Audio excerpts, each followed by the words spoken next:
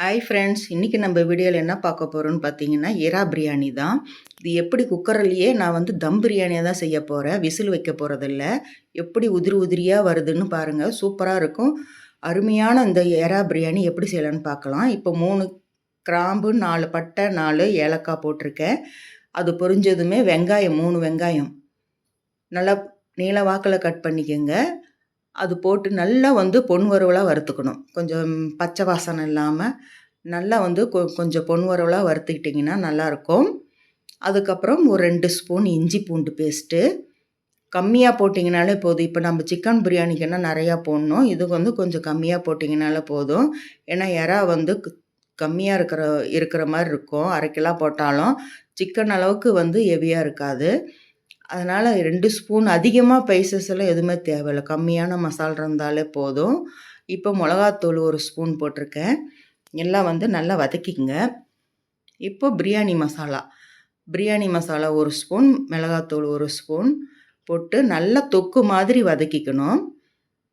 இப்போ ஒரு 4 பச்சை மிளகா, 3 தக்காளி இதெல்லாம் போட்டு தொக்கு மாதிரி வதக்கிக்கங்க.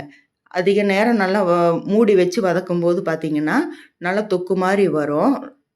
இது நிறைய தண்ணி விடாது. அதனால் நம்ம பிரியாணிக்கு கொஞ்சம் தண்ணி கரெக்டான பதத்துக்கு விடணும். ஏன்னா இப்போ சிக்கன் போட்டிங்கன்னா சிக்கன் வேகும்போது நிறைய தண்ணி வரும்.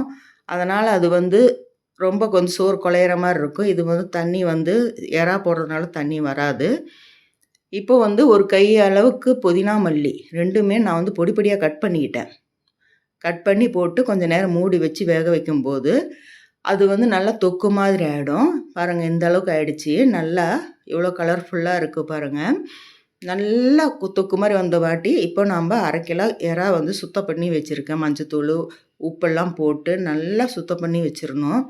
இது குழம்பு செய்கிறத விட எறா செய்யும்போது ஸ்மெல் ரொம்ப கம்மியாக இருக்குது. பிரியாணிக்கு கம்மியாக இருக்குது. குழம்பு வைக்கும்போது பார்த்திங்கன்னா கொஞ்சம் வாசனை அதிகமாக இருக்கும். நல்லா கொஞ்சம் பெரிய எறாவாக இருந்ததுனால நான் இன்றைக்கி பிரியாணி செஞ்சுட்டேன். இந்த மாதிரி பெரிய சைஸாக இருந்தால் தான் பிரியாணி செய்கிறதுக்கு நல்லாயிருக்கும் பாருங்கள். ஆனால் போட்டதுமே சூடில் அது அப்படியே இதாகிடும். எவ்வளோ பெருசாக இருந்தாலும் அவ்வளோ டேஸ்ட்டாக இருந்தது இந்த பிரியாணி. இந்த மெத்தடில் நீங்களும் செஞ்சு பார்த்துட்டு எப்படி இருக்குன்னு சொல்லுங்கள்.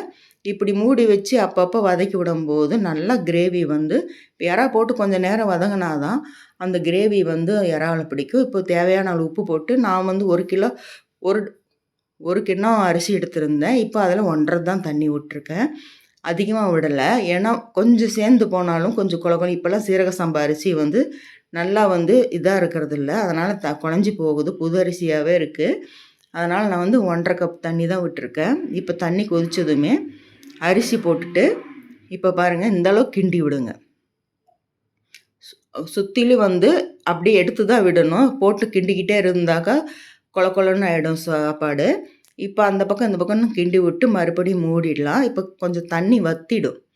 தண்ணியெலாம் வற்றி இந்த அளவுக்கு ட்ரை ஆனதுமே நம்ம ஒரு தோசைக்கல் எடுத்து நல்லா சூடுபடுத்திட்டு இந்த குக்கரை எடுத்து அப்படியே நம்ம அது மேலே வச்சு சிம்மில் வச்சிடணும். அடுப்பு சிம்மில் வச்சுட்டு சும்மா மூடி போட்டுருங்க.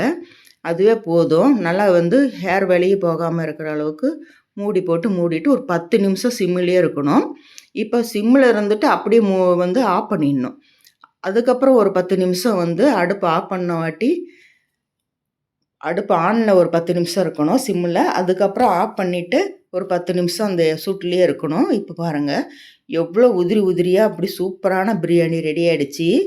எறா பிரியாணி இந்த மாதிரி செஞ்சு பாருங்கள். சாப்பாடு ஒன்றுக்கு ஒன்று ஒட்டாமல் குக்கரில் விசில் வச்சு வேக வைக்கிறத விட அதை விட குறைஞ்ச நேரத்துலேயே நம்ம குக்கர்லேயே தம் போட்ட பிரியாணி செஞ்சிடலாம். ஏன்னா விசில் வச்சு அது விசில் போகிற வரைக்கும் வெயிட் பண்ண வேண்டியதில்லை. அந்த நேரத்தில் நாம் தம் பிரியாணியை செஞ்சிடலாம்.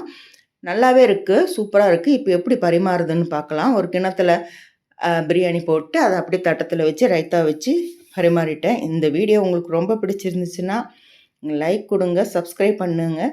நம்ம சேனலை தொடர்ந்து பார்த்துட்டு எப்படி இருக்குன்னு கமெண்ட் பண்ணுங்கள். நீங்களும் இந்த மாதிரி பிரியாணி செஞ்சு சாப்பிட்டுட்டு டேஸ்ட் எப்படி இருந்துச்சுன்னு சொல்லுங்கள். பாய்.